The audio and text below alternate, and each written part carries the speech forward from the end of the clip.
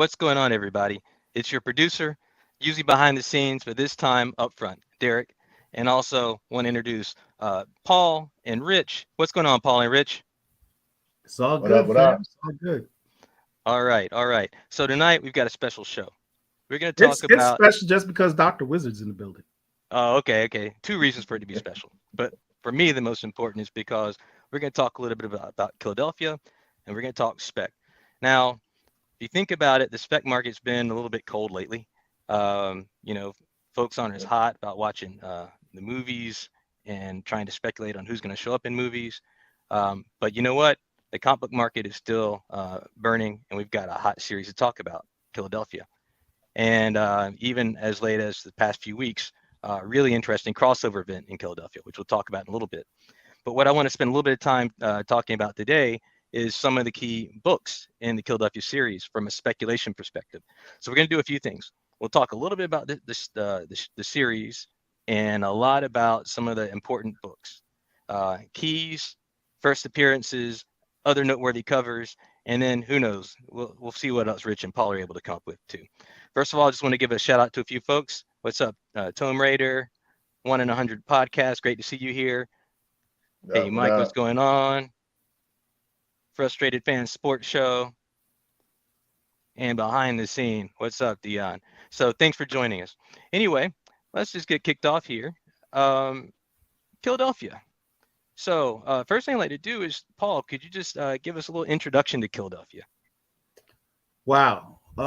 What is Killadelphia? So let's start with these two individuals we have on the screen. We've got Rodney Barnes, award-winning writer of Yep. such shows as Winning Time, Everybody Hates Chris, Wu-Tang American Saga, just the list, the Runaways, the list goes on and on. He is one of the hottest writers in Hollywood. Mix his talents, and we're not even talking about the comics that he's done, such as Falcon and etc. We're not even touching that. Mix his talents with Jason Shawn Alexander, who is most known for his works on Spawn, for his very eerie depictions of horror, and his painstakingly detailed depictions of black folk, oddly enough. You put those two talents together and you get magic. And you have this book. What is this book about? We start with this character, Jimmy Sangster Jr., who is a police officer leaving Baltimore, Maryland, where he worked, to go back to his hometown of Philadelphia to bury his father, Jimmy Sangster Sr., who's also a police officer, who was murdered. So what begins as a trip to simply bury his father becomes a journey down a rabbit hole into a world he didn't know existed, a world of horrors, a world of poverty, a world of striation between rich and poor, but ultimately a world of vampires. This is the world of Killadelphia, and it's deep. It's Message. fantastic, and it's dope. All right. So if you haven't Yeah. read it yet, Paul just gave you a bunch of reasons to check it out. So, hey, Rich, anything else you want to add?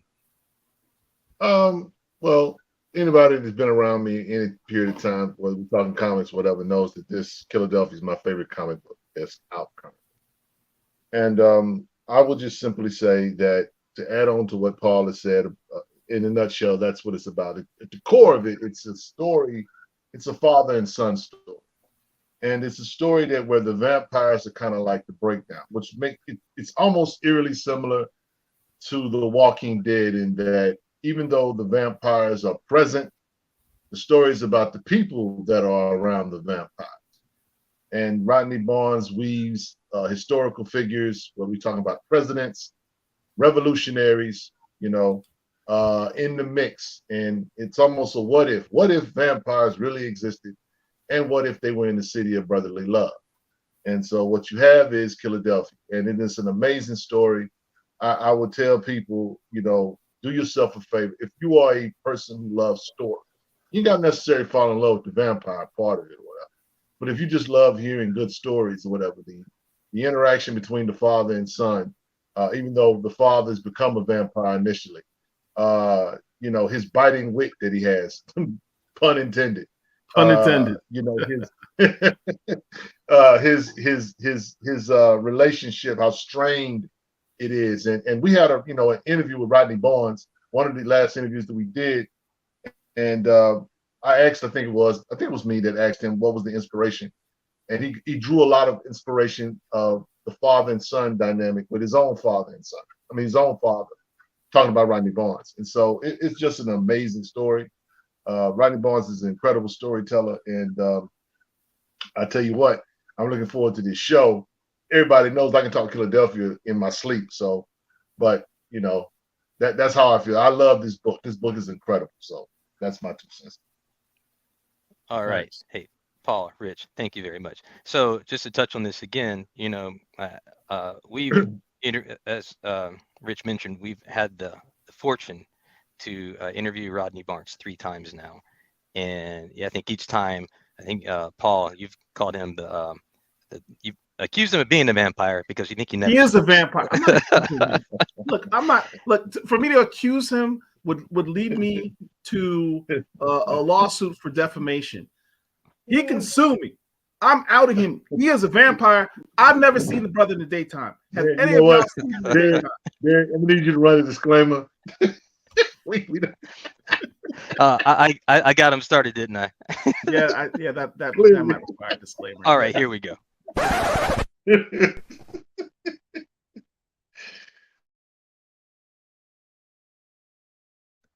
Damn, not even 10 minutes in, but yeah, I guess that was warranted. Let me rein myself in. All right, but now we've covered that. I mean, Mr. Barnes is extremely busy and has done a lot of work. Paul touched on it. He's got his Mandalorian series in comics right now. He's also doing a series called Monarch, which if you haven't checked out yet, check it out. There's quite a few issues of that out. I think, or 3 issues out so far. He was also executive producer on Winning Time, which has completed season 1, and season 2, I think, is right now being filmed. And then Paul mentioned Wu-Tang, An American Saga, The Runaways, Boondocks. So there you have it. Oh yes, he wrote Falcon. He wrote Lando in the comics. So just a lot of work he's done. So just a quick plug for the interviews. We had an interview earlier this year. We had an interview last year. I think we had an interview the year before that as well. So if you want to just learn a little bit more about his works, his thought processes, his history, those interviews might be a good opportunity for you to learn a little bit more. So all that said, let's talk a little bit about Killadelphia. So we've talked about the fact there's a show coming up. Killadelphia has been auctioned. We don't know what network it's been on, even though I've seen people in Black Comic Lords and even in our chat a few times say they think it's going to be HBO Max. I would hope it will be HBO Max personally, because they do their shows right, but we'll have to wait and see. We did ask Mr. Barnes in the last interview, and he said he couldn't disclose anything to us yet. I'm not sure if there's anything set yet. We'll have to keep an eye out for that. However, here's what we do know. We do know that the show is being filmed by 11 Films. It's the same company that made Hidden Figures. So that's some potentially good news, encouraging there. And we also know from if you read the I guess his statement in the end of one of his books, one of his last few books, he did talk about the fact that they've got an actor casted for, I think, Jimmy Sangster Sr.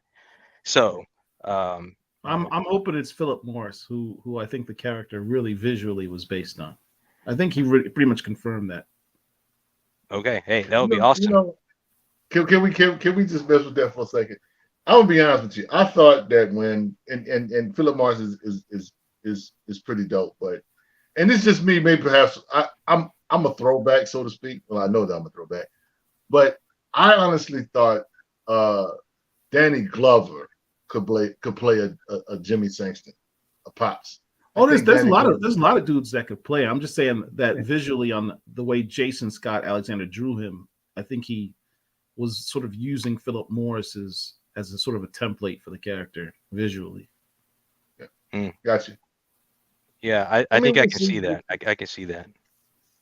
Yeah. I just hope that they, when they do the show, I just hope that they have as much fun in the books. There's a lot. Let me tell you something about Rodney Barnes and Jason Shawn Alexander. They are master shade throwers.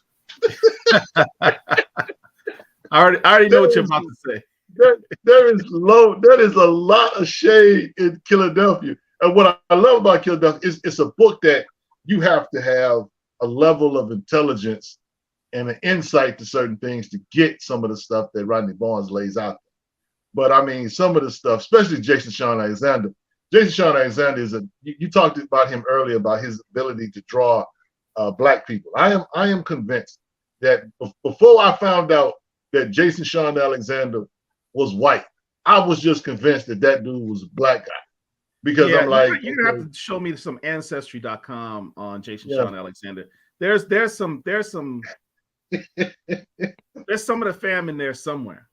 Either that or he grew up in the hood. One of the because dude is, and the reason why we bringing this up, fam, is because in comics and history of comics or whatever, the ability for some writers to capture the phenotype, or if you want to call it that, or just our genuine expressions, they leave a lot to be desired most of the time. But with Jason Shawn Alexander, had been so. And when he was doing Spawn earlier, I was really just kind of bugged because there's a Spawn cover. I don't think we can bring it up, but there's a Spawn cover of a little boy, and this was covering. I think the title of it was Black Horror. I think that's what it was. But there was a Spawn arc where he was on Spawn for a while, but his drawing was such that it just like, okay, this dude is, I don't know who this dude is, but this is a pretty talented cover. And I initially thought that Todd McFarlane was the only one that was allowed to touch the covers of Spawn. But of course, that's not true.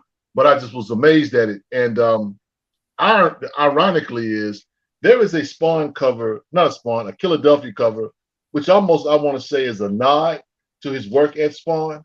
And it's actually, if you guys, I don't want to get too ahead of it and talk about some of the characters, but I think Jupiter, there's a picture, I think, of Jupiter as a little boy. Which number is that? I'm trying to dig it out now, my brother. Let me see. It's one of the earlier covers. It's Killadelphia number 9. Killadelphia number 9. So if we could bring, he says, James says his wife is black and model for Nita Halls, I believe. Yeah. Is it the one that's kind of the kind of dark one? It's well, it's got well, it's no, it's basically. Oh, I know which one you're talking about. Yeah. But it's got like four components of who Jupiter is. Is it this one? Yeah. I got it. You got it? Yeah, that's it. That's it right there. That's it. That right there. And look at that boy's face. Now we only see, I mean, that's master artsmanship there, bro. That level of detail, that guy's good, man. That guy's good. So, yeah, I mean, shout out. Yeah, Jason Shawn Alexander is the truth when it comes down to that. So, but I mean, again, it's one of those things, man, where they are a team that's amazing. They've done some amazing work. I hope they keep it up, man, because I mean, clearly they got a formula that works for them. You know what I'm saying? Yeah, absolutely, no joke. By the way, James, he's mentioning that Jason Shawn Alexander is his wife is black, and he believes she modeled for Anita Halls. So yeah, I think Rodney Barnes had mentioned that. Yeah. So, and I mean, Rich, you mentioned. Yeah. No, go ahead. Oh, and you mentioned Spawn. So another speaking of Spawn, last issue, issue number 30, we had a big surprise.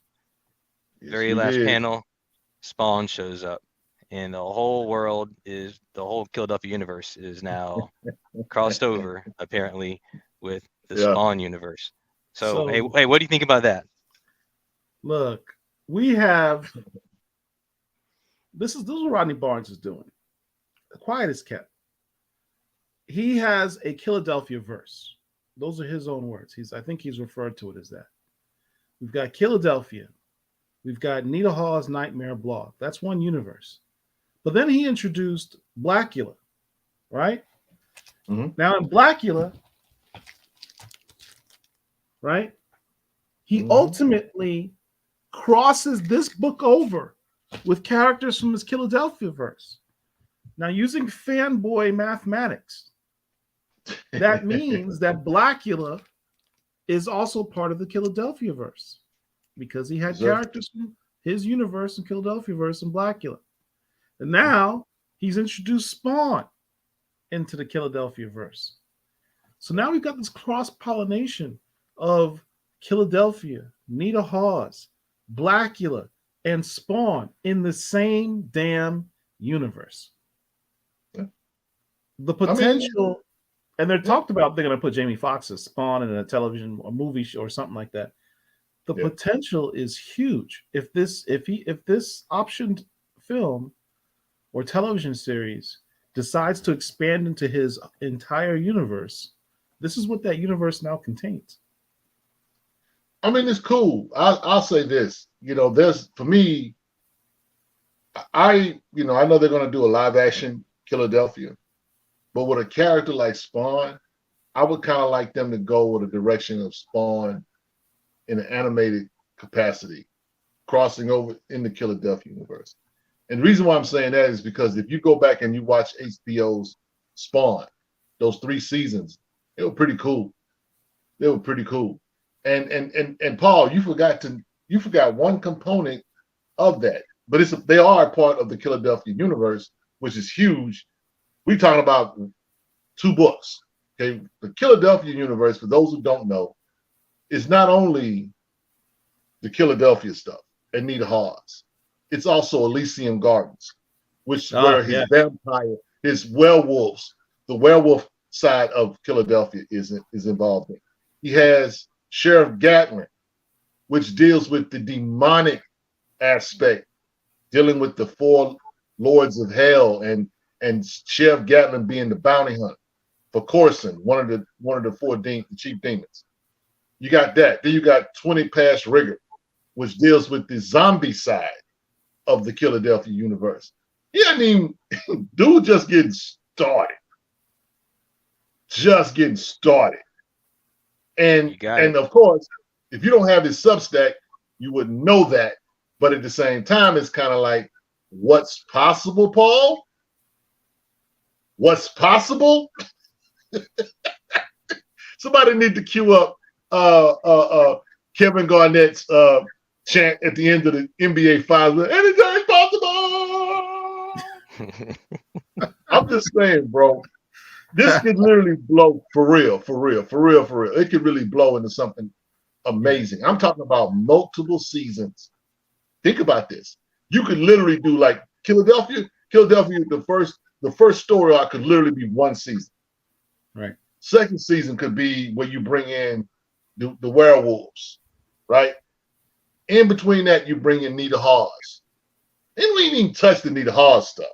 Yeah. Because she makes an appearance in Killadelphia issue 30. So it's a lot there, bro. It's a lot of meat on that bone. Yeah. I tell you what. Spin-off possibilities are huge. Well, Rich is the Killadelphia hype man. So that's why we're going to talk Spec about these books, because the hype is growing. I think the fact that Spawn showed up in this book means some Spawn readers are going to want to learn a little bit more about Killadelphia.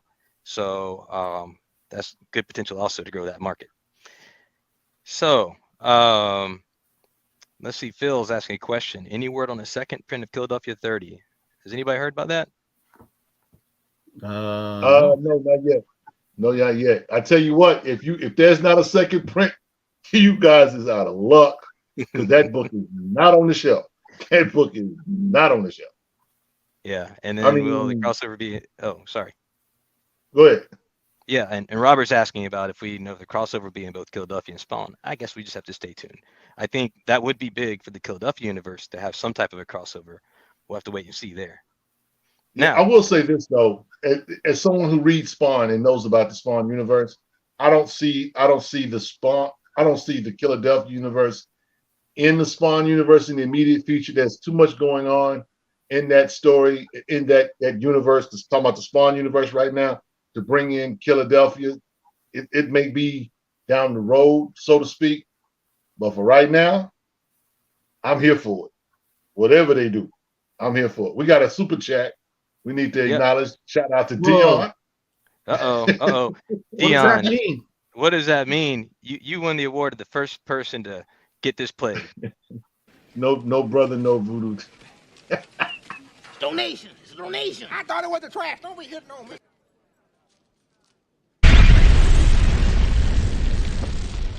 Thank you. Super chat. Dion, thank you for that super chat. We really appreciate it. Yeah. So yeah, a lot of hype. So that's why I thought it was a good idea for us just to take some time and talk a little bit about the books. What are some books that might be nice to have get now before Yes. the price goes up? Also, a question I've had in the back of my mind is, if you think about the number ones in this series, because there's a few to choose from, which one is the top number one, which is the best one to have? So that's what I want to step into now. I'll talk a little bit about the number ones. So and I did a lot of I wouldn't say a lot of research, but quite a bit, just to figure out what's what. So I'll share with you. It was a lot of research. Don't be humble, bro. I'll share with you what I've uncovered.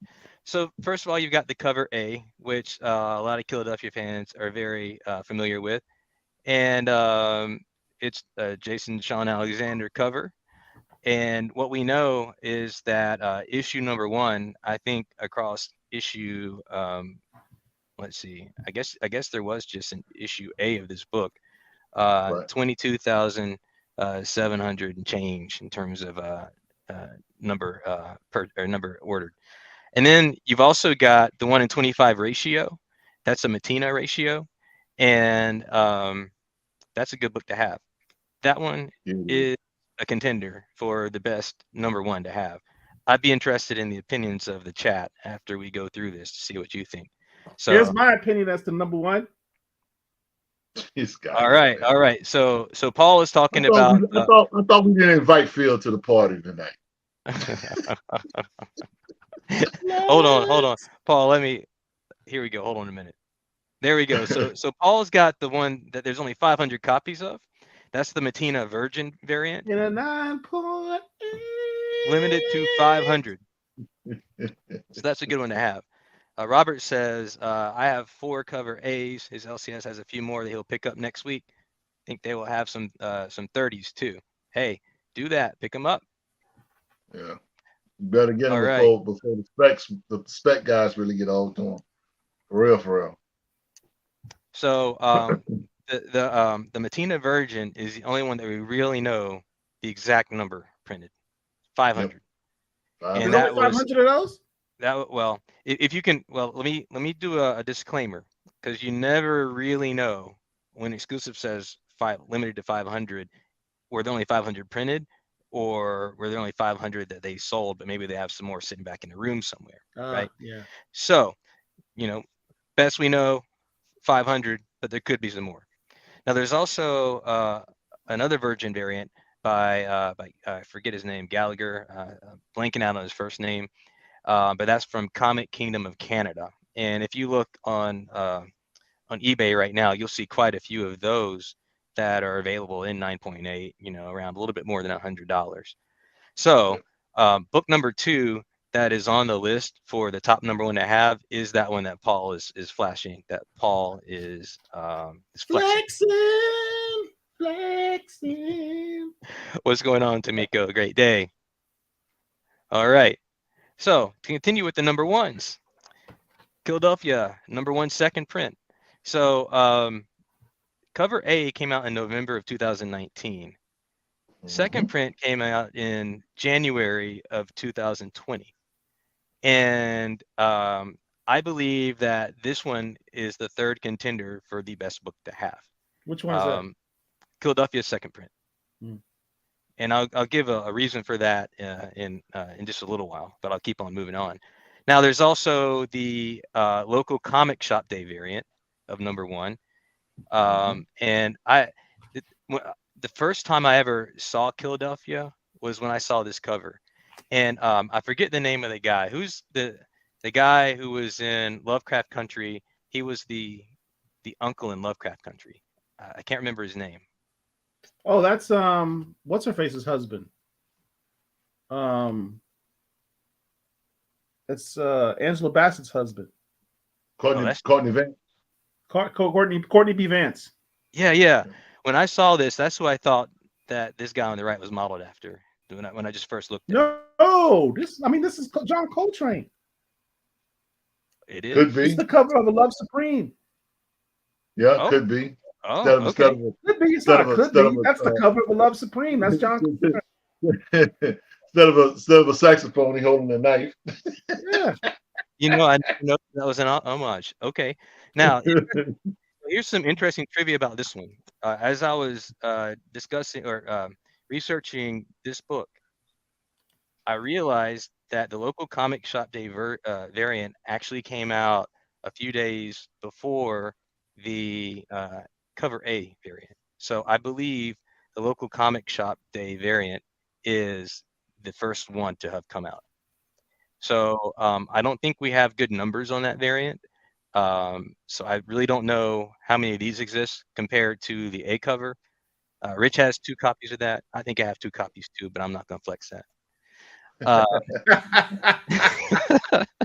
What's up, Jerry? Look, I'm not gonna let him slide with that. I'm not gonna let him slide with that. You realize even saying that you have it, but saying I'm not gonna flex it is a flex. You do realize that. No, that was shade. That was shade. Go ahead, Richard. Have you look fun. I ain't gonna flex. I got something better. I got something better than that. I ain't gonna pull out my changes yet. I see you, Derek. I see you. Yeah. Where's the shade alert?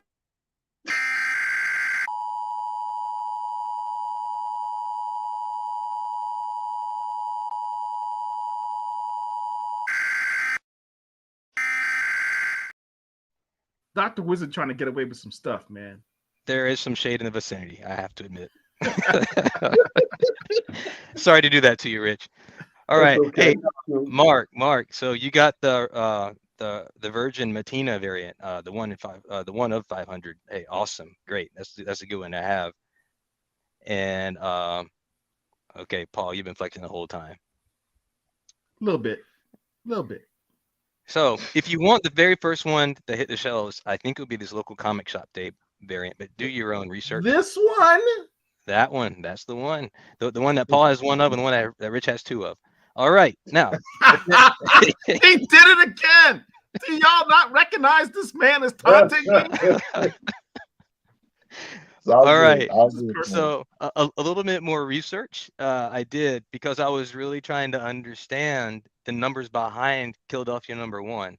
And the best I could find was 2 entries on Comicron, which is a place you can go to look up the estimated number that was ordered through Diamond. So the November 2019 Comicron showed Killadelphia number 1 with 22,765 ordered. And then the January 20th Comicron showed Killadelphia number 1 with 1,157 ordered. Now I was trying to figure out, what does this mean? Is this orders of the exact same cover, or maybe combined covers of the number 1s? Or could it be Killadelphia cover A versus Killadelphia's second print? I would believe that since this took place in January, and I actually went to the CGC census, and they list for January 20th, and this is on the top right-hand side, you can see the second entry is Killadelphia. When you click on that, you'll find out that that's actually second print. So I believe that the 1,157 number is probably related to second print. Right. So I can't confirm that, but my guess is that that Killadelphia is extremely low printed, only 1,157 copies. And at that, a lot of time those second prints, if people aren't really paying attention, you know, they don't get treated too well either. So there might be a lot fewer of those in good condition.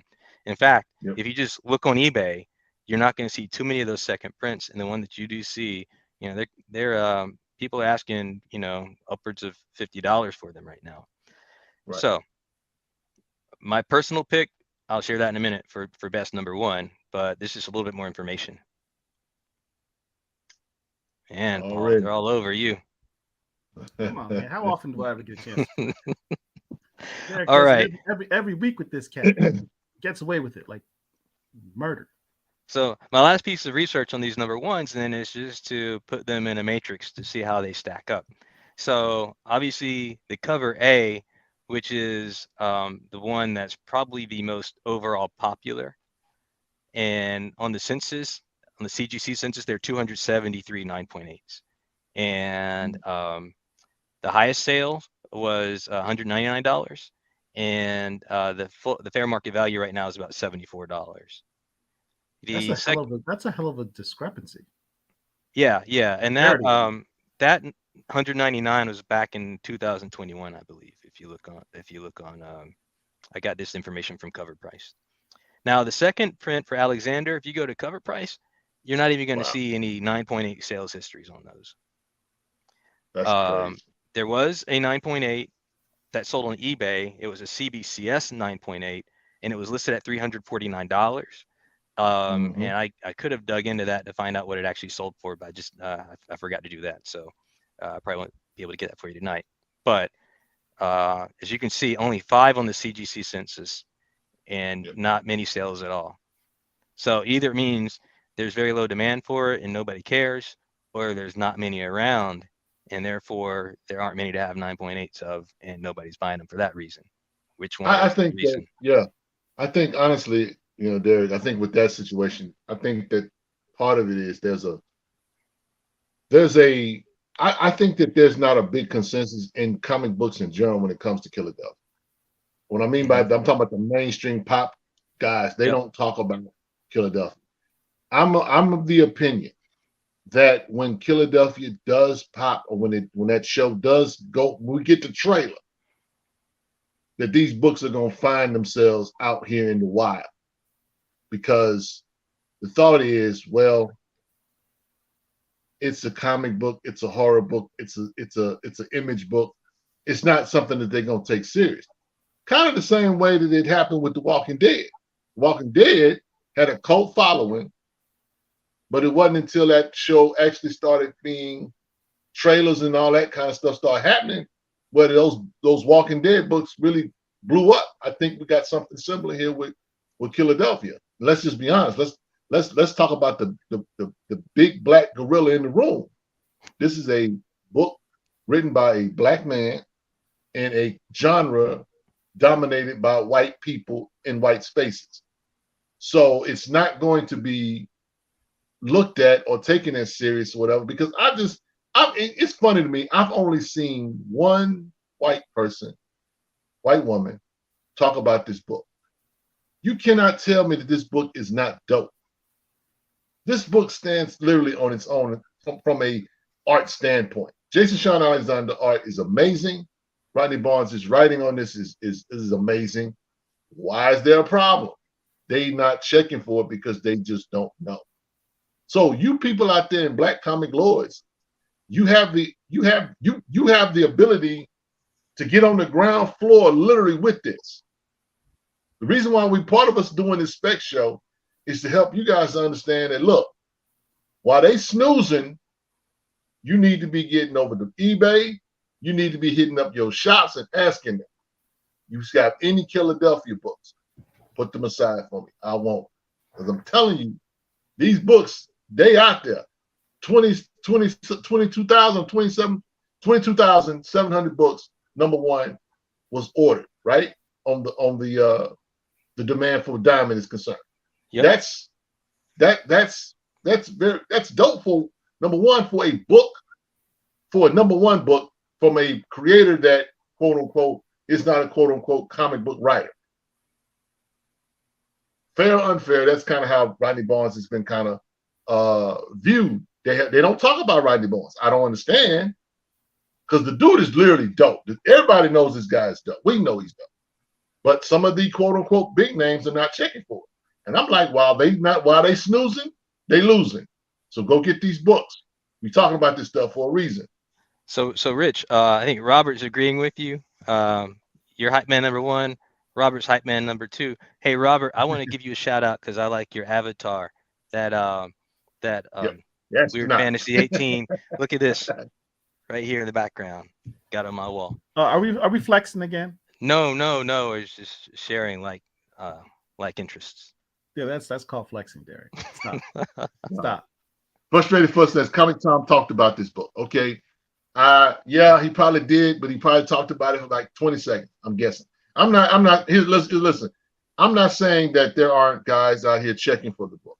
I just know that based on what we're looking at right now, this data that we're looking at, we know how these comic books and how these spec stuff goes. Derek's a spec guy. I'm not a spec guy. But you can look at that and just kind of tell. You only literally got 9.8 of the second print on the CGC census. You know how crazy that is? And Derek's got one. Flex time. See? I just shot him an alley-oop. That was just an alley-oop. Thank you. I got it.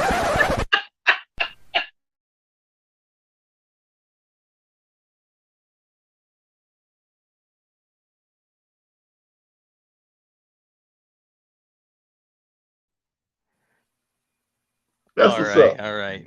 That's Got to what's take up. care of that. Take But care of a yeah, little but business. I mean, but think about that though, guys. I mean, the fact that there's a second print of this book and there's only 5 on the CGC census. Hey, We know how this thing goes. Go ahead. There's 2 comments in the chat that I really want to. I know we were going to try to push through, but 2 comments that I really want to give a little bit of time to. So the first one is 1 in 100 podcast. We consider Rodney the godfather of modern horror comics. I'm gonna be honest. I don't think it's quote unquote too early to say that.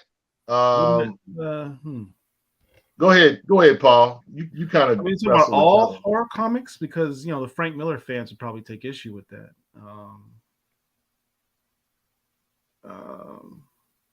I think if you're talking what I like to refer to as Afro-Gothic genre, I think he's clearly number 1. It's not even close. I will say that he's hit lightning in a bottle with this particular book. I do think that because, to your point, Paul, that it's a black story. It may not get the quote unquote look. I was thinking about Something's Killing with Children, and that's by is that by Chip Zdarsky? Tinian. That's by Tinian. People thinking that that's actually going to be the next quote unquote Walking Dead. Right. But I will say this, that you can literally stand both of them together, and it's like you can make your decisions from there. I can't speak on others. I like horror as a comic book genre to consume, but I'm not big on the other stuff. I grew up watching Dracula and all that, and Blackula, and so this book for me was kind of like almost tailored for my taste. So I'm biased in that regard, but I will give him props. Now I will say that his stock in the horror genre is rising for sure. Hey, shout out to Field B. What's up, brother? The guys at Second Sight, they do a lot of horror. Some of their stuff is pretty good as well. So I don't want to discount, but I like his stuff. He definitely is head of the pack for sure. So I like Mark Robinson's comment that he made here. He said he watches a lot of YouTube videos, and no one's mentioning Rodney Barnes of Killadelphia, and that's criminal. And Robert's comment is the reason why I think I have a hard time at this point calling Rodney Barnes the godfather of horror comics. It's not because he's not a great writer, but it's because of this right here. This is a situation where people's cultural conditioning is making them miss out on a Right. great read, Right. great Spec. Yeah, Right? couldn't have put it. Like, That was perfect. how many people are not picking up this book because they look at it and they see black vampire? Yeah, they probably already think it's woke. They think it's a woke book, and it's far from that. Mm-hmm. I mean, you know, it's crazy, man. The fandom is, you know, the comic book community and genre, quote unquote, itself is quote unquote suffering. And some people say it's because of inflation, and some people are saying it's because people don't have, you know, the money. Some people say that it's because of bad writing or whatever. No, the comic book community and the comic book industry is suffering because of the comic book industry and the fanboys in the industry. It's crazy to me, some of the thoughts about some of this stuff.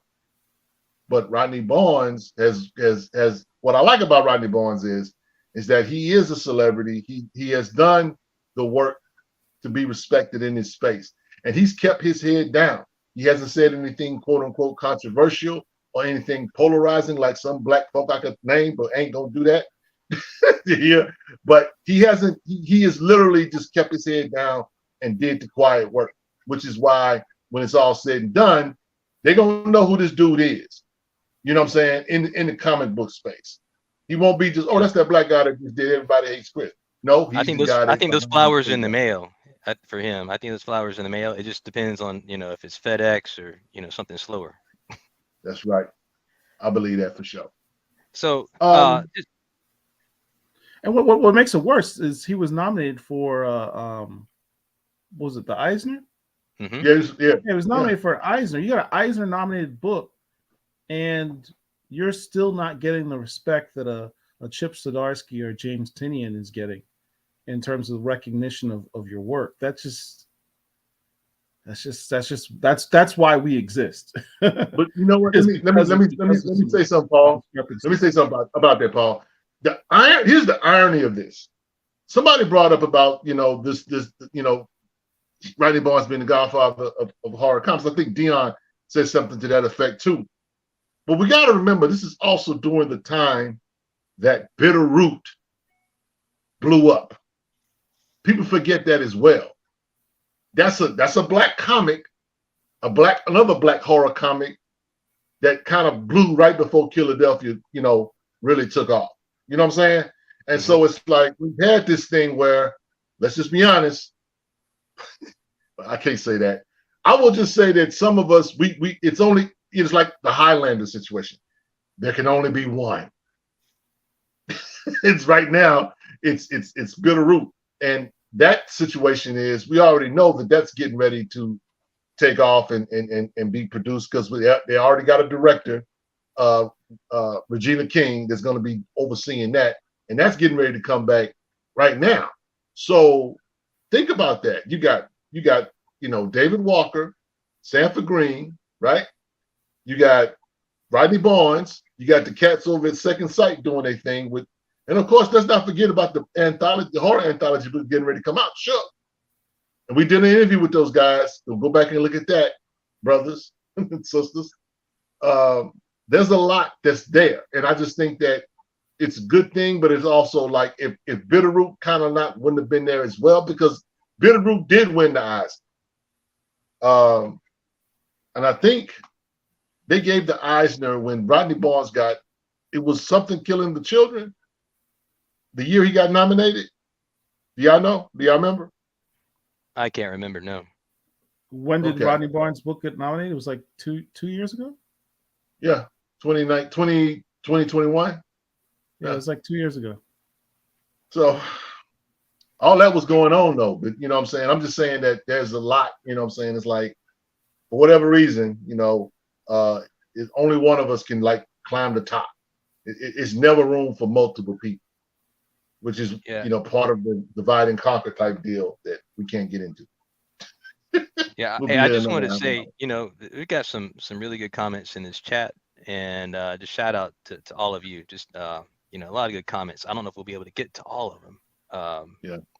But yeah, there's some good conversation happening in this chat right now. Shout out to That's everyone. what's up. Hey, let me continue this matrix though. So we talked about the 1 in 25 Matina. The next one is the local comic shop variant, 136 on census. And actually, we didn't talk about the Matina yet, did we? Oh, I didn't do that one. Let's do the 1 in 25 Matina. So this is the 1 in 25 ratio variant. Generally, you can take whatever number of the cover A you think were printed or ordered and divide that by 25, and that would be the max number that would probably be out there. So, but not every store is going to order a 25. So That's now right. that's going to reduce it even further, right? So the real question is, compared to a variant that has 500 copies, how many copies do we think that 1 in 25 might have? Maybe that's, maybe that one is in contention for the lowest number available. So we're not too sure, but that one, the max sale for that one is $349. And the average is somewhere around 300 as I looked it up, but it's kind of hard to determine. It's kind of been all over the place. And then we have the local comic shop day variant. That's another Alexander cover. I just found out, that's a Coltrane homage, which I had no clue about. Every single day I learn something with these black comic lords, I tell you. And the max sale on that one, according to cover price, was 140. But just a few days ago, there was a sale that was even higher than that. I'll show that in a minute. And the fair market value, according to the cover price, is $64. So I think cover price might be a little bit behind on that one. And then we've got the 500 version.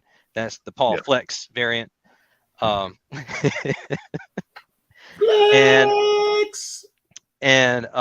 so there, the max on that one is $350, average $238, and you can see 103 on census. And then finally, we've got that. So wait, hold up. So the average on the Sad Lemon Virgin is actually lower than the average for the 1 in 25 on the Matina. Apparently so. Yes. Wow, that's crazy. Yeah, and then the last one's the Gallagher. Unknown number printed, 49 on census at CGC 9.8, and max is 193, average is 109.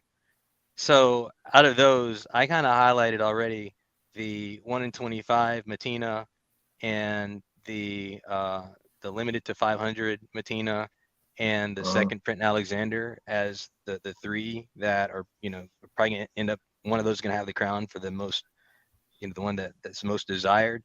I think if I had to look at the way the sales are going right now, is that Matina 1 in 25. But it could be possible that either the Sad Lemon or that second print Alexander could jump up in front of it. I tend to like the Alexander simply because you just don't see too many of those around. And the ones I have seen, they haven't been in good shape, to be honest. So my bet's on the second print. I know where Paul's bet is. It's on that 500, limited to 500. Only 500. Good luck getting it.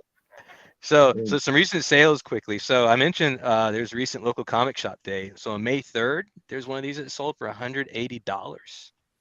Yep. Which that's more than the max on the previous page. And then one that I was trying my best to get and I missed out on was this. 20B. Wow. Yeah, was this one on the bottom here. So the 1 in 25, the Gallagher, and the Matina limited to 500, and the local comic shop variant in 9.8 as one lot, and it sold for $471. That was last Sunday night.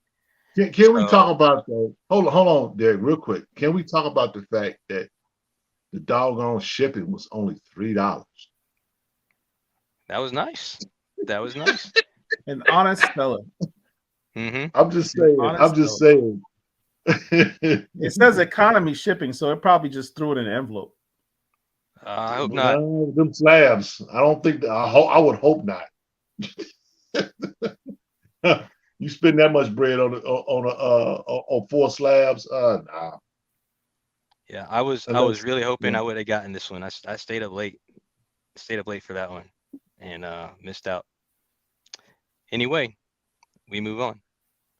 So I want to move on to first appearances. And before we do that, I just have a question, Paul and Rich. I know we don't know who's been cast for the different roles in the series, but do you have any thoughts on 1 or 2 characters who probably going to be likely to steal the show?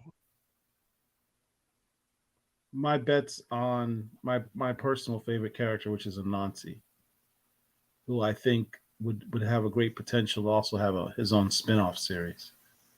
Something I even mentioned to Rodney Barnes when we interviewed him too. That would be my bet. Okay. How about you, Rich? Who would I'm you sorry, pick? I was distracted. Oh, do you have any picks for characters that might steal the show on the TV show? Seesaw. Seesaw. Yeah. And the reason why I say Seesaw because Seesaw is young black guy, very sharp, very, very inquisitive. You know, he's the one that basically is the reason why we're at where we at now. And he's been there from the very, very beginning. So I think that he could steal the show. Now, don't ask me who the fan cast for him because I really hadn't even thought about it like that. But, you know, Seesaw is probably my favorite character on the show. I think Sangster Sr. was my favorite character in the very beginning. But Seesaw has definitely, you know, been one of my favorites. I think Seesaw has the most potential. Also, Yeah. due to the level up, without spoilers, the level up that he got in issue 30 shows his potential to have a larger role and place within the Killadelphia universe. Yes. He's a unique character as a result of his level up. Also, he is a great literary device, Seesaw, because I think for the Gen Zers, he's a great entry point because the way that he approaches all of this fantastic stuff that's going around him is very different than how Jimmy Jr. approaches it or views it. You know, from Jimmy Sangster Jr., it's I can't believe this, I can't believe that. That's crazy. This is horrible. This is, you know, that's his reaction, which I think would be the average person's reaction. Seesaw's reaction to all this is, well, how come you're not freaking out when you see all this? He's like, dude, I'm from Philly. I'm from South Philly. Like this ain't nothing to me, right? Yeah, this is like another day on the block. So his take on things and seeing this fantastic. Have you ever seen Seesaw surprised? Nope. He's never surprised by anything. No. He'll walk right up the course and be like, "Yo, what's up? I am the lead demon, hell warrior, king of hell. Kneel before me." He's like, "Yeah, no, I'm not into all that, dude. I'm here to do business."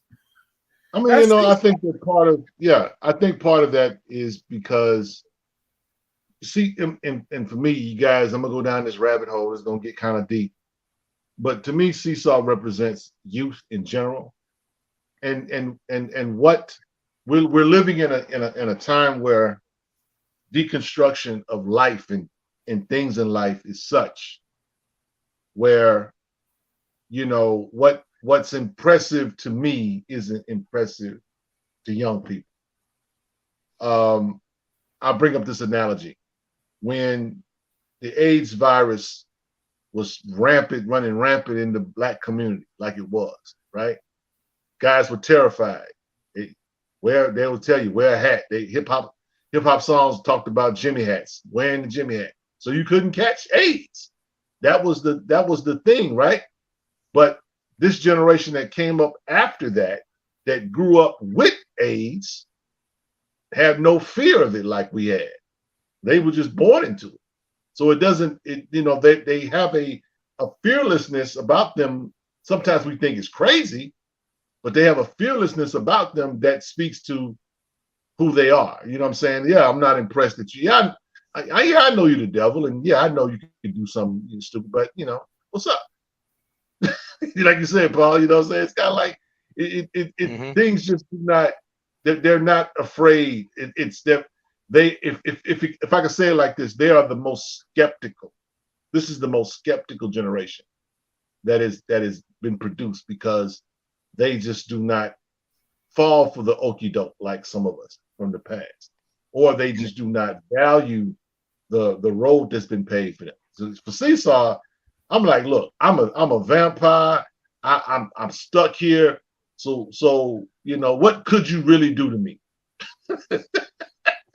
You know what I'm saying? He's kind of like, because if you go back to some of the story arcs, when he's trying to find people or recruit people to fight this war, he goes to Jesus, he goes to Nazi, he goes to all of the Orishas, and he can't find nobody to stand with him.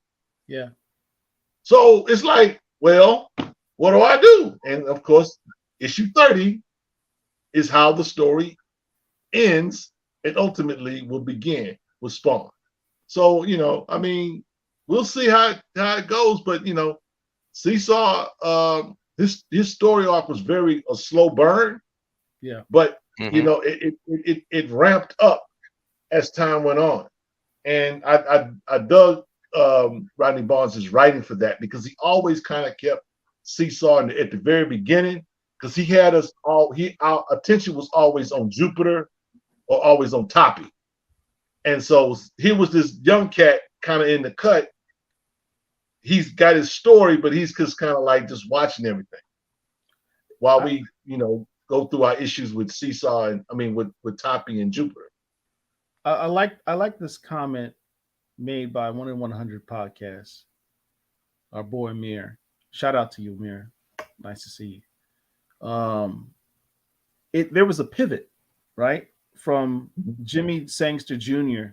to Seesaw. What's interesting is, look at what we have on the screen right now. We have the cover to issue 1 and issue 2. Issue 1 is Jimmy Jr. holding the shovel with the gun in his hand.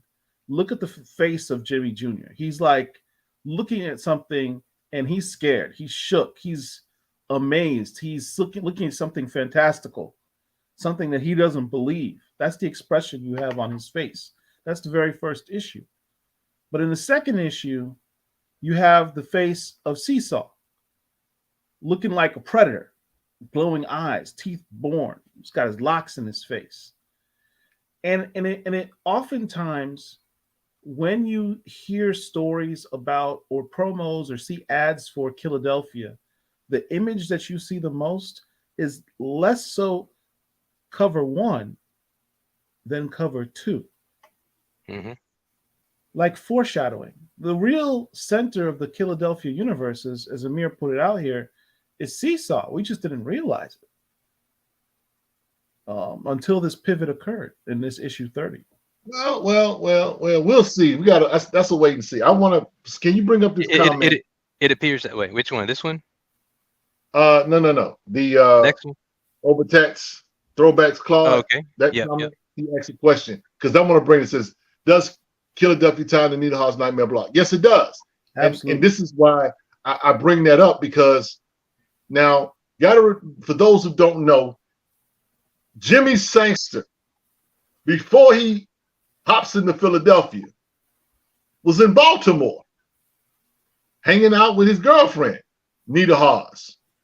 We don't see Nita until the first story arc, so we don't know nothing about her. We just know that whatever life Jimmy had prior was just a mystery.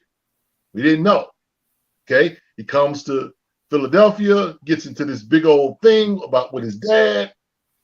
He's trying to figure out life. He gets a girlfriend, knocks her up.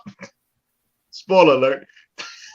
So, and a Nazi makes an appearance in Nita Hall's Nightmare blog and says, "Hey, he used to be with Jimmy, huh? Hey, he's doing all right for himself. He's got a girlfriend and having a baby. Y'all should talk."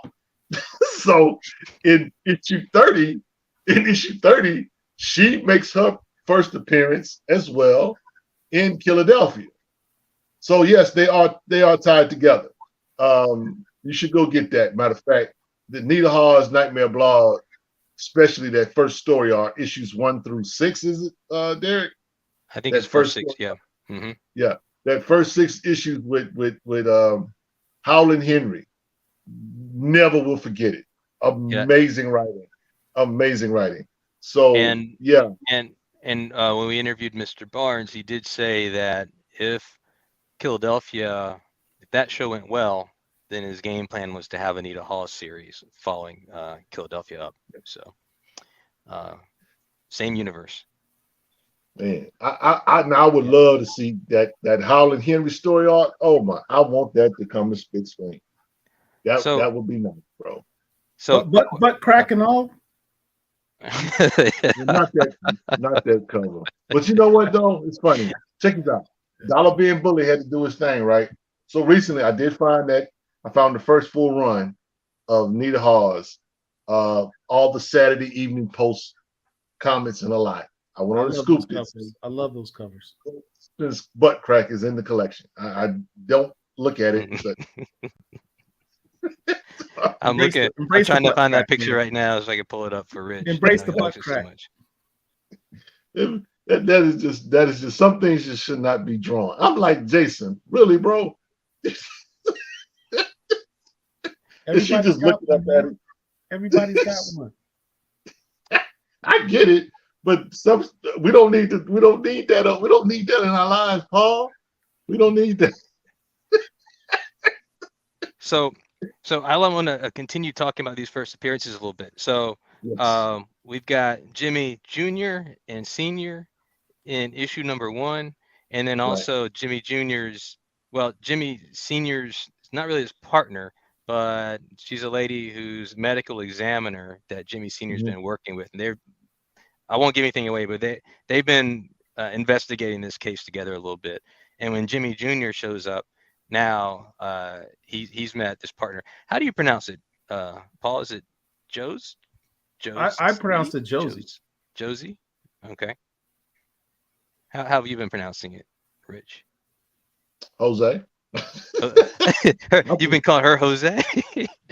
I'm just saying. I mean, it could be Josie, but usually when I see Josie, I'm thinking Josie with the I-E. So, again. Are you sure you spelled it right? Isn't it Josie? No, it's Jose in the books. Yeah. So.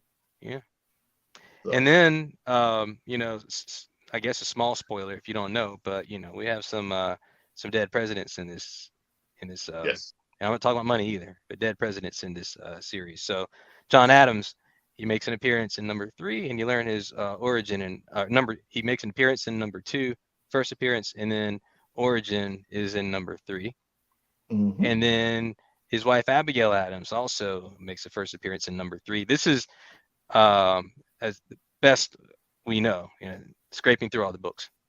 There's also a very interesting character named Brittany. Yes. And she's had some really nice covers. I think she's modeled and maybe even named after one of Mr. Barnes's daughters. I think he might have mentioned. Yeah, he did. He mentioned that. Yeah. And then we talked about Seesaw. His given name is Tevin, and he had a cameo in number 1. And then I have a question mark next to number 2, but that was his first full appearance. Anything else you want to say about any of these characters? Oh, Abigail, she's the big bad in the Killadelphia universe, and I think we can't gloss over her importance to this story, because Abigail represents the it's like, okay, I'm a vampire, and I'm going to eat, and I'm going to be, and since I'm a savage, I'm going to be a savage. Whereas John is trying to bring order, and because he's literally tortured by his past as a president, as someone who owned slaves, as someone who's been a part of America's troubled history. He's wrestling with that. Abigail's like, whatever. We run this. You know what I'm saying? Mm-hmm. And so her role is to, just you know, hey, do what you will, do what feels good.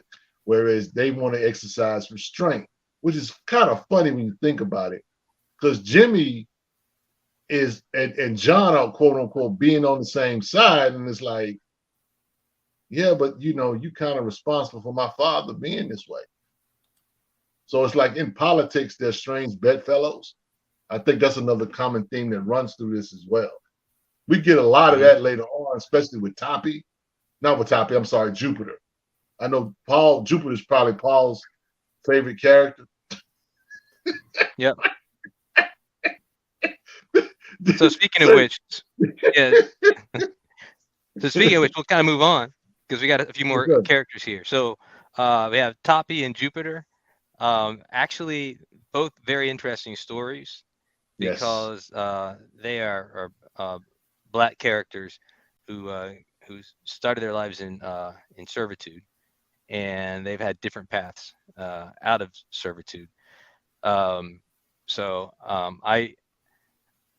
I appreciated the fact that those stories are there, and just seeing how I guess they developed as characters. I'd say probably Jupiter a little bit more than Toppy, but just interesting stories for both of them. And there's also Sally Hemings. She had a cameo in 9, full appearance in 11, and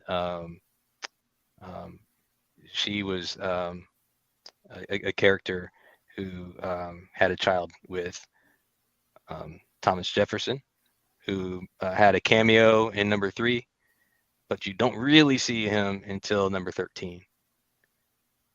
And then Anansi, who we've talked a lot about, cameo in 15, and then a first full appearance in number 16.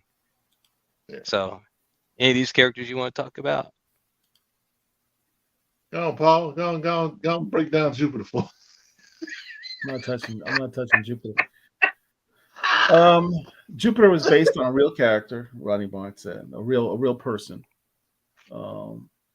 Former slave enslaved person of Thomas Jefferson, who was completely, I was going to say loyal, but that's not the words you want to use when you're brainwashed. What do you call that when you are brainwashed by your kidnappers? Yeah. Stockholm syndrome. Stockholm syndrome. Yeah. The worst case of Stockholm syndrome in the world. Yeah. Where you put master's needs ahead of your own. Yeah, Jupiter was disturbing. Had a very satisfying end ultimately, but yeah, he had a complete arc. His path in that arc was a little hard to read. I'll say that. Not my favorite character. Yeah. Well, I mean, here's the thing. Jupiter to me represents a lot of things in regards to the Black experience in America. I think Rodney Barnes, even though he is based on an actual person, I think Rodney Barnes took themes and concepts of our being. One of the things about us as Black Americans or whatever, we're tethered to American history, which is why we can say Black history is American history, because we're tethered to this country. We're tethered to it, whether it's a good history, we're tethered to it, whether it's a bad history, we're tethered to it, whether it's a troubling history, right? But what happens when what's been tethered to you, you fully embrace it. And that's why you have your modern day conservatives that like to, talk crazy about Black folks and get paid by white folks to do it. In a nutshell. Yeah, I mean, here's the thing. Here's the thing. We talk about how this is a horror genre, right? And Rodney Barnes is a master of horror. He is. Because the best forms, or arguably some of the best forms of horror, are ones that are based on fact or truth or reality or history. If you can tie horror to a quote unquote based on a true story, it makes it that much more powerful and more poignant, because you wonder, wow, this actually happened. Could that have happened to me? So Rodney Barnes takes that concept and takes it further. because he ties in the real life experiences of these enslaved peoples, the Sally Hemings, the Jupiters, um, under Thomas Jefferson during that time period, and really just shows what they're going through, right? That is horrifying in its own. Yes, sir. And then you sort of add the mystical elements, you add the vampire elements to it to make it fit the story. But in all reality, what makes, as I was just commenting before about how Jupiter's Journey is hard to read. Of all the other horrendous stuff that I've read in the Killadelphia universe, in terms of it being horrible, it being horror, scary. Of all the scary stuff that I've read in Killadelphia, Jupiter's story scares the hell out of me the most. Yeah. And Well, that's based on a real life experience. And that's what makes it more horrifying to me. That's masterful writing. Bring that comments. Y'all need to know I'm watching this show instead of the Suns playoff game. Wow, appreciate you. Let me say this about, now you said that Jupiter is hard to figure out. But Not what hard about to figure out. It was hard to watch. To digest. But what about Toppy? Because Toppy is kind of like, okay, Abigail wants to be a savage. I'm going to be the tip of the spear. Yeah. What we gonna do about these acting up Negroes, boss? What we gonna do? He say, gotta go. So, there's a lot to be said about Toppy, because we have a lot of Toppies today. And to Clarence me, Toppy, you know what? Sorry, I had a little something in my throat. Something hard to swallow. Clearly. But Toppy is, I think we see a lot of more Toppies today than we actually see Jupiter. But they're really, to me, two sides of the same coin. The difference is Jupiter is like, like Malcolm would say, Master, we sick? We sick. Whereas Toppy's kind of like, well, boss, you should stay home. I'll get these niggas for you. Sorry. So it's they are, unfortunately, the dark side of what life in America is like, told through this lens of a horror story. So, now I will say Anansi, of course, I know that's Paul's favorite character, but let me say this about Anansi before Paul goes in about Anansi. Anansi represents the consciousness for me of the Black experience. Anansi is very much aware who he is. He's also very much aware the conditions his people are under. He's fully aware that he's limited in what he can do. And it shows in the way Rodney Barnes writes him, because he's very sarcastic a lot of times.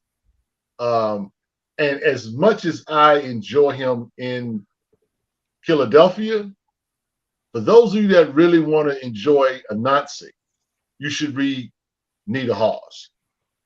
Because the stuff that he says in Nita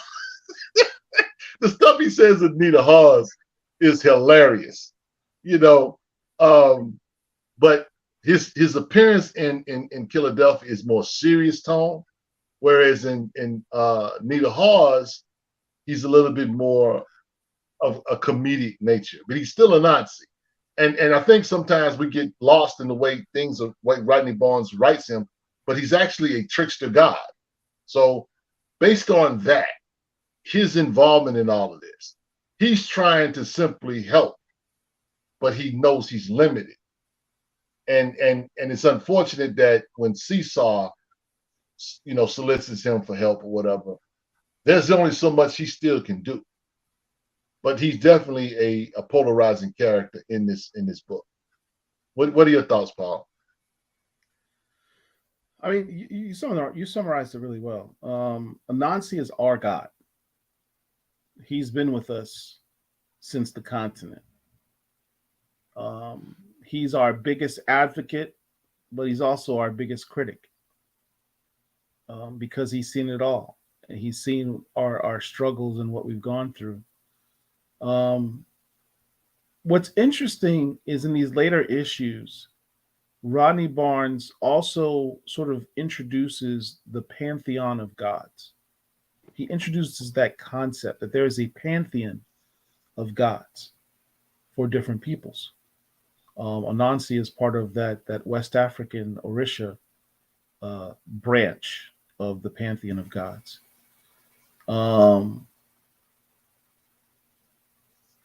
What I found interesting was there's this issue where Anansi basically says, "Yeah, I spent some time on Earth during the, what did he say, 1920s or so?"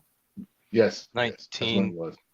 Yeah, I think it was 20s, I 25. think it was somewhere during the Depression, and he got so frustrated by his experiences walking on Earth, he left Earth after that until now. I'm curious to see the tale of what he went through during those times, because that's the same time that sort of we also had the Tulsa massacre, the same time period of the Harlem Renaissance, the same time period of Marcus Garvey becoming the foremost of the Black Power movement, the godfather of Black Power movement, Black nationalist movement, I should say. All of this is during that same period. So really, as you have survived the Civil War, you've gone through Reconstruction, and now you have Black people pulling their resources and coming together, building towns, building banks, building wealth, separate from white folk. This is what that period of time we're talking about. In light of all of this, even during the Great Depression, we found ways to unite and uplift each other, right? When you talk about us being survivors and being able to accomplish great things despite what we've been through, that time period is a real special time, and it held a lot of promise. And something during that time period dissuaded him from wanting to stay around any further. I'm curious as to what that story is. Hopefully someday we'll hear it. Yep. Hopefully. So we got an update here. Looks like Killadelphia 30 second printing is available for order. So thank you, frustrated sports fan. I gotta research that. Because I think he's joking. No, he's not. He's not. I just pulled it up. Here it is. I'm looking this up on Things from Another World. Come to the blackcomiclords.net website. Click on the Things from Another World link. It helps us out if you click to that link and then place your order for your pre. You know what also helps out the Black Comic Lords, Derek? What's that? Super chat. There's a little dollar sign at the bottom of your screen if you're watching this on YouTube. Click on that. Give a little love. Share a little donation to Black Comic Lords. It helps us to pay for the lights and pay for our little effects that you see, and pay for Derek's salary. He's outrageous. He spends. Hey, I don't come cheap. I also want to shout out Mark Quellon. Thanks for joining us. I like that. He's saying Killadelphia number 30 is his favorite pick for best single issue of 2023. I tell you what, that and you know, Rodney, he poured his heart into that one. You know, I think there's some backstory. He's sharing something personal there. So that's not only because of Spawn showing up in that issue, and not only because Nita shows up, but that backstory, I think it was, you know, read that story. It's a good backstory there. It takes place. Read his next comment. It says almost a Nazi in the Killerverse picks up on Mr. Nazi. when Rodney Barnes was a writer on American Gods. Yeah. I definitely got some kind of vibes from that, from that. And for those of you who have never seen American Gods, you don't need to go watch it. What you need to do is go to YouTube and pull up two scenes where Nazis in the show. Anger And, gets stuff done. That's the edited version. And you know, that was some powerful writing for a Nazi or Mr. Nazi in American Gods. And I'll just be honest, I watched the whole series, and after what's the actor's name? I can't think of his name now. It'll come to me. Anyway, after he left, Orlando Jones. Yes, thank you. Orlando Jones. After he left, that show literally dipped. It was not the same. He added a flavor that helped enhance everything that was kind of going around. He was a voice. Yes. That spoke to all of us. Yeah, I think that they got too much. I think they got too much out of that. I think that when he did those, especially that first scene when they're in the slave ship is powerful, but the one after that where he is in the funeral home talking about black women or black girls missing. I mean, that is riveting. With the other two black gods. Yeah, with the other two black gods. It was crazy. But yeah, y'all should hey, guess what? Thank you, Bison for Life. Another super chat. Thank you so much. Let's just play this for a second. Yeah. Donation. It's a donation. I thought it was the trash. Don't be hitting on me.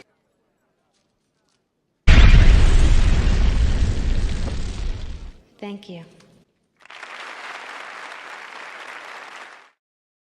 Super chat. Bison for Life. Thank you for joining us. Thank you for the super chat. We really appreciate it. Appreciate you, bro. Yeah. So yeah, man. That was Anansi is a dope character in Killadelphia, and I'm looking forward to see where he goes, because it literally looks like he's kind of exit stage left, but I'm pretty sure he'll be back now that Al Simmons has entered into the building. I just cannot wait for what's next with Killadelphia for sure. Now, Rich, one thing I wanted to you talked about a specific cover that you really love. I know this is the Killadelphia show, but there's just one Jason Shawn Alexander cover of Nita Hall's Nightmare Block that you just like so much. So I was going to share that on the screen. Okay. So disrespectful. Love this cover. So disrespectful. He just kind of just chilling, and she just looking up at him like. I love this cover just because it's one of the few covers I see that makes Richard blush. Yeah, that's just gross. You know about blush. But in all seriousness, Jason Shawn Alexander, I love the fact that he used that Saturday Evening Post. Yeah, he's got a series of those covers. Those covers are all brilliant. Hold on. Frustrated sports fan. He's asking for that again. We gotta give it out. Thank you, frustrated sports fan. All right, here we go. Donation. It's a donation. I thought it was the trash. Don't be hitting on me.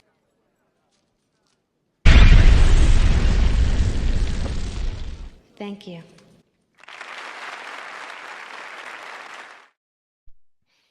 Thank you very much, Frustrated. Super chat. This guy here, man. Yeah. McCullen says, haha, Bison for Life. I'm a Morehouse man, but I'll rock with you on that. Talking about Rodney Barnes is a fellow grad in Howard, like Kevin Greavy. Yeah, that's what's up. You know, shout out to Kevin Greavy, man. Kevin Greavy has got his fingers in a lot of different books. I just picked up a new book that he's writing on now. We'll get into that at another time. But yeah, we rock with Kevin Greavy around these parts. So that's what's up. All right, so let's continue. Says his favorite cover is the Jay Lee cover. Jay Lee. I can show that right here. I think this is Abigail, right? Oh yeah, that's a nice one. Yeah. Is that it? Yeah, that's Alvin? it. Okay. Very nice. All right, so back to some more first appearances. So let's see. So we covered everybody on this slide. So we also have George Washington who shows up, Yeah. and then Toussaint Louverture, Yeah. who plays a major role in the last arc. I won't give anything away, but a major role. Yep. The blade of the Killadelphia universe. Hmm. Which Go forth, his man, and first conquer. issue, his cameo was in 21, and then the first full appearance was in 22. The Toussaint Yes. Louverture. Yeah, and I actually had to use cover B for 20 for number 22, just because. But isn't that him on the cover of 20 in the background? I I don't think so. That's a werewolf, and that's Brittany is what I can see. I don't see him on that. Who's that behind the behind the werewolf? That's Brittany. That's Brittany. Oh, okay. Hmm. Yeah, 22 is an explicit cover, kind of like so. Yeah, so I had to put the cover B on there instead of the cover A. You talking about this one? This is 24, Paul. That's 24. Okay. Is that his first cover appearance? Yes. Okay. All right, so we've talked about the number 1 issues. Paul has flexed his. We've talked about the first appearances. And the last first appearance, which is a cameo, was Spawn in number 30. We've talked about this book a little bit. So here are the 3 covers for that last issue. And Yes. I think those are gone from the shelves of the comic book shops now. If you look on eBay, I think you'll find some that are in Canada, but you have to pay that Canadian shipping to get them. Other than that, I don't think you'll really find many of those available for cover price anymore. So the time will tell, but this may be a big issue in the future. And there's a regular cover A. There's this cover B. I forget the artist name. Last name is Cooper. And then Jason Shawn Alexander also has a noir cover for a black and white cover, basically, for as well. So 3 covers coming up. And then, as you know from the chat, we have a second print coming up. I really enjoy those noir books because that's the art on not only on the outside but on the inside. It's all black and white, and you know, and Jason Shawn Alexander is an amazing artist, and his stuff looks good in color. But man, his stuff it pops real hard in black and white, and I have a lot of the noir books that are available like that. And one of the reasons why I have an affinity for him is because, for those who don't know, going back to Killadelphia #1, there is a secondary story in Killadelphia called Elysium Gardens. And that is the werewolf portion of Killadelphia universe. And Elysium Gardens, in the first 8 or 9 books, is a full story arc of werewolves in Killadelphia, or not in Killadelphia, but around Killadelphia.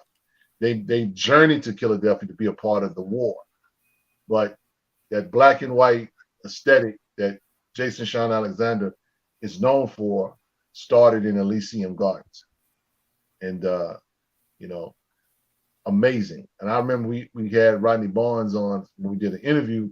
We asked him because there's one book where the story for Elysium Gardens didn't continue. It wasn't in the back of the book, and we were all looking for it. And he put a note in the book saying that, you know, Jason did that, you know, there wasn't enough time to get the work done and, you know, sign the management. And we had a pretty good laugh with Rodney Barnes about that. But that just goes to show how his secondary story was just important as his first story, as the primary story in Philadelphia. So yeah. Jason Shawn Alexander's art reminds me of Malieve. I really enjoyed his work over the year. Yeah, he's dope. He's dope, right? Yeah, Alex Malieve. Yeah.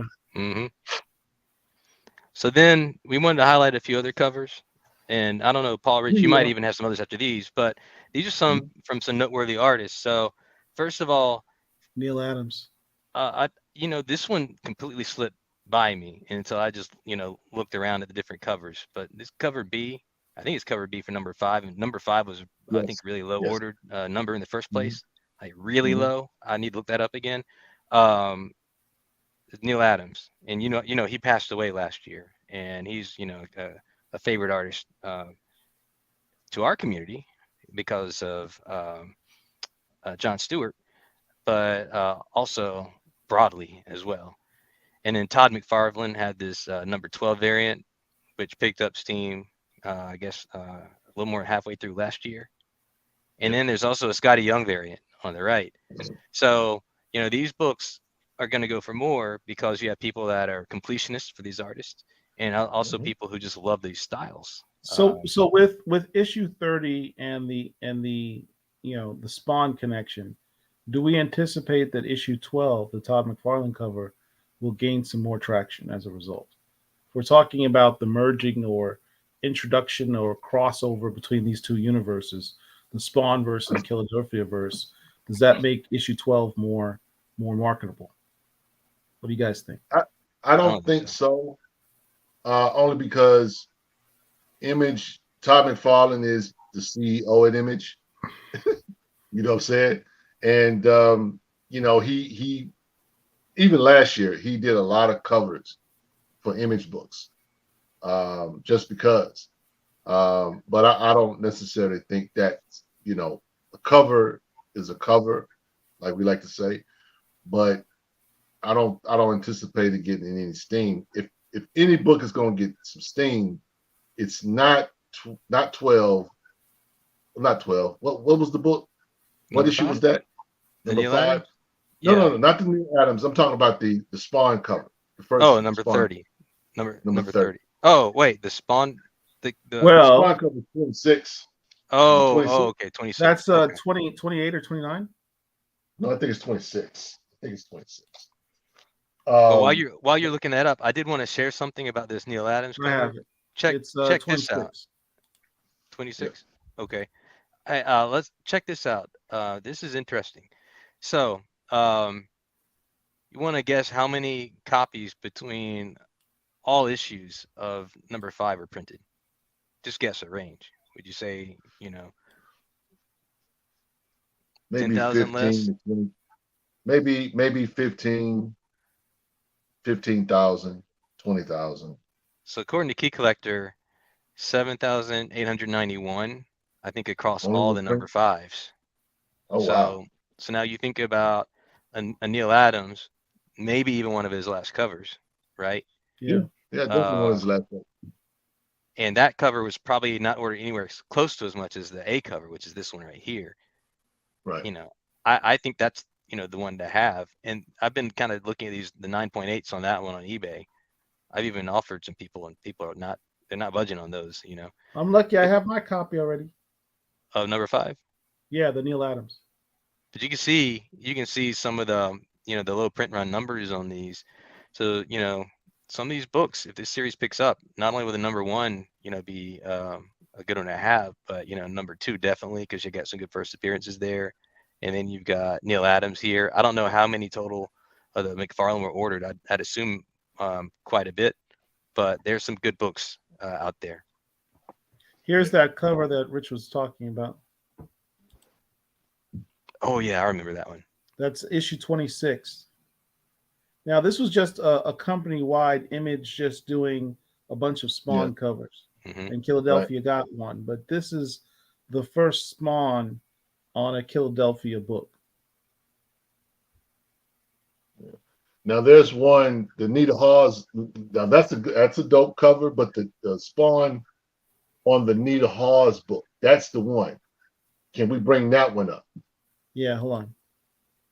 Because I thought that was the premonition for issue 30, in my opinion. Zurby says, "Did I make it?" Yeah, you made it, bro. We've been here a minute though. Good to see you. Good to see you. But yeah, that Nita Hawes Spawn cover, I just thought that was just pretty dope, and that was just a premonition of things to come. We bring that up. That's it there. Yeah, that That's one right there. issue 11. Issue 11. That's the last Nita Hall's book that came out. Because 12 hasn't come out yet. Yep. Yep. I know I And picked up a few of those. and they're in the same, and they're in the same book in in issue 30 of Killadelphia. So Alvin Burgess says the 19G cover may be low print as well. I pulled that one up. That's a nice cover too. I'll share my screen on that one. I think pretty sure this is the one he's talking about. It's a black and white incentive cover. That's by Jim Lee. Isn't that Jay Lee? Jay Lee did that, right? It said Jim Lee. Jay Lee. Jay Lee, yeah, Jay Lee did that. Yeah, Jay Lee. And I think John DeBerry was guessing 5,000 on the number printed. Yeah, I'm sure that for the Neil Adams cover, I would have to guess probably no more than 2,500, 2,000 of those. If the total was like, for all of the cover, or for all of the number fives was in the, 6,000 to 7,000 range. So yeah, that you had a good guess at 5,000. It was a little more than that for all the number fives, but then just for that Neil Adams is a very low number probably. Yeah, Jay Lee does good work too. I'm trying to remember. Yeah. So here's a good Jay Lee cover. Now I didn't want to go into this, but on Nita Hall's, this is a good cover to have because it's the Chamber of Chills 19 homage, and not too many of these were made either. Yeah, Rico put us up on that.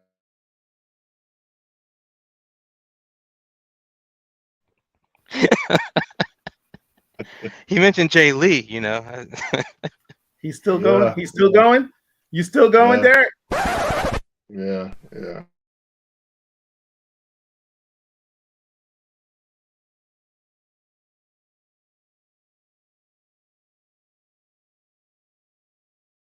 I like them so much I got two. All right, so y'all see what I'm working with, right? Y'all see what I'm working with. Yes, Jay Lee always puts in work. I agree, as their beast. So let's see. Just we talked a little bit about the characters. These are some of the main characters from what I'd say the first arc. So they've got Toppy on the top left. Oh man, the artwork is so spectacular. Yeah. Then this young girl. This is Brittany, and then John Adams. I really like the way he did John Adams. You can always pick John Adams. You can see him just standing out on the page. And then on the right, James Sangster. That's the father, senior. I actually didn't put junior on here. One other thing I want to share was Paul mentioned Philip Morris.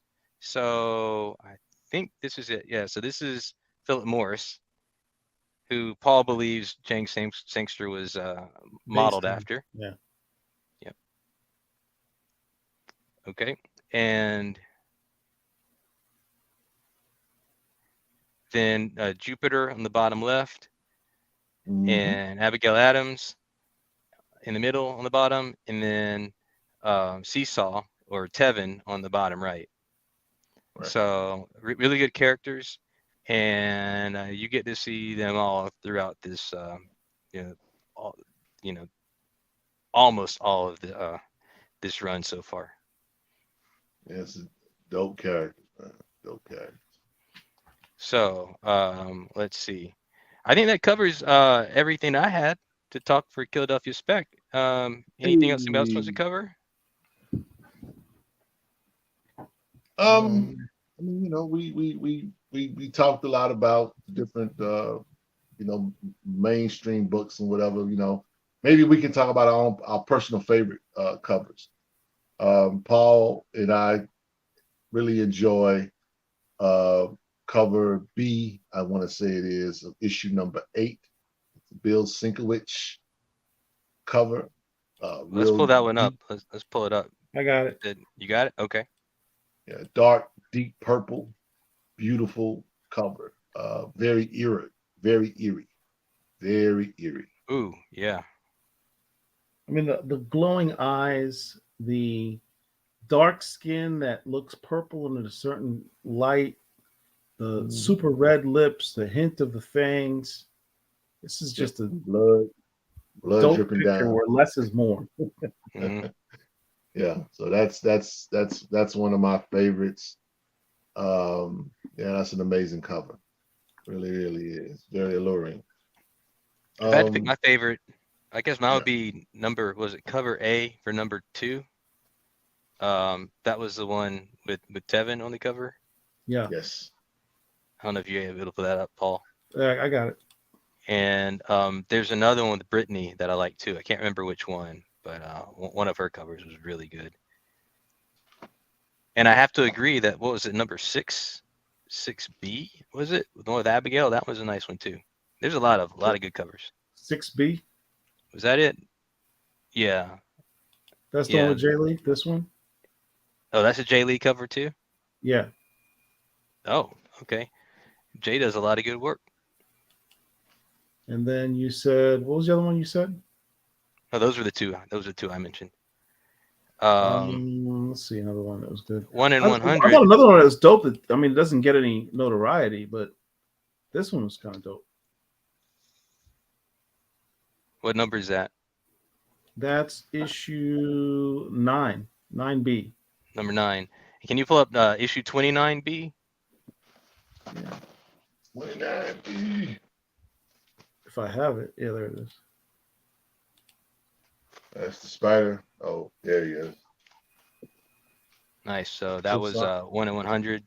That's the movie poster for the Toussaint L'Ouverture Demon Hunter series. And Alvin says he got 6B signed by Jay Lee. Good stuff. Oh, wow. Jay Lee does some good work. Yeah, he does. All right. So first of all, let us know how you like the Spec show. I think this is the first one we've had on Black Comic Lords. Oh, this is the one that Richard was talking about earlier. 28. Oh yeah, that's a good one. Yeah, I like that one. But no, Paul, since you got that one up, see if you can bring up the seat cover for that. The black and white. I only have the ones that I have in my collection. I don't have that one. Okay. But the black and white, the Noteworthy version of that is ill, man. It is ill. It's a beautiful picture. Let's see if I can get it for you. What number is that again? He said it was 28C. Okay, 28. All right. Yeah, it's just an ill cover, man. Here we go. Is this it? Yeah. And you said the whole book inside is black and white too. Yeah. If you look at that, bro. Afro puffs, yellow eyes, that shades of gray. That's just got that Sade forehead.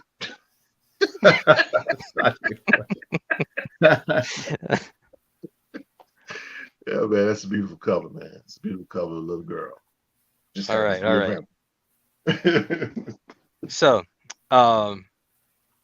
hey, okay, getting some comments about the Spec show.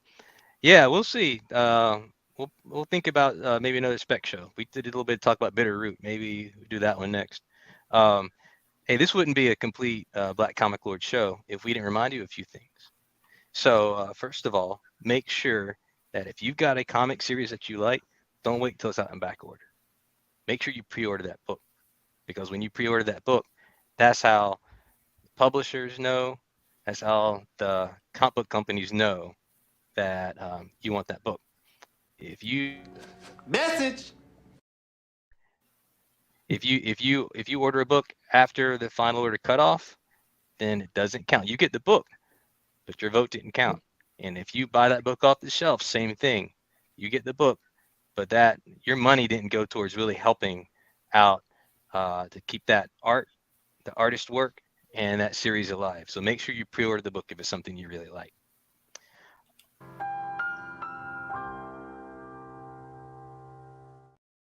Okay, so that's what it's like to be talking, have people putting videos on in the background. Also, Amen. I want to do a quick plug for our upcoming interviews. So This Wednesday. this Wednesday, 8:30 p.m. Eastern, the Black Comic Lords ladies are going to be interviewing Carla Medrano. She is the writer on Luna. She also goes by the name of Moon. Moon, the storyteller, and that's a Concrete Comics book. So check that interview out. I think it's going to be a great interview. Really good book. And we interviewed Lonzo Starr a few weeks ago. And following up on that, we've lined up to interview a few of the creators from the Concrete universe. So that's going to be an awesome interview. And then also coming up on Friday the 12th, we have Morgan Hampton, who is writing the upcoming Cyborg series. So for DC. So that's going to be 9 p.m. Eastern on Friday. Morgan Hampton is somebody who's come in through the Milestone Initiative and has already written, I think, a one-shot, if I remember correctly, for Cyborg. Yeah. And so this would also be another great interview. And also, There's don't more? forget, we have a lot of specials. Paul has his Friday shows. He does as often as he can. Rich has his Sunday shows, which thank you, Richard, for giving us this slot tonight so we can talk a little bit of Killadelphia. And then the ladies will give us shows once every month or two. And we also have the interviews, which, we love doing those interviews and we hope you like to listen to them. So always take a look at some of these interviews we've done in the past. You just learn so much from these great creatives. And stay tuned because we've got even more that we haven't listed here. So thank you, everybody, for joining us today. Rich, Paul, anything else you want to add? Please support these the Black Comic Ladies live on Wednesday. Show up, like the videos, talk in the chat, show some love to them. There's not too many sisters that are out there that know their stuff. They're out there doing interviews of creators, especially other Black women creators. This is a unique endeavor, and it would really be helpful if all you guys come out and show some support to these ladies. Absolutely. All right. So for Paul and for Rich, this is Derek, the producer. Came out from behind the scenes to do this show. Maybe I'll do another one sometime in the future. But thanks Dr. everybody Wizard for joining. taking over. Dr. Wizard, Mr. Flex, flexing everything he can. Imperious Flex. Imperious Flex at 9.9. Wow. In our face. So, hey, thanks everybody for joining us. Really appreciate you guys. Great chat. Thanks for joining us and take care. Peace. Peace.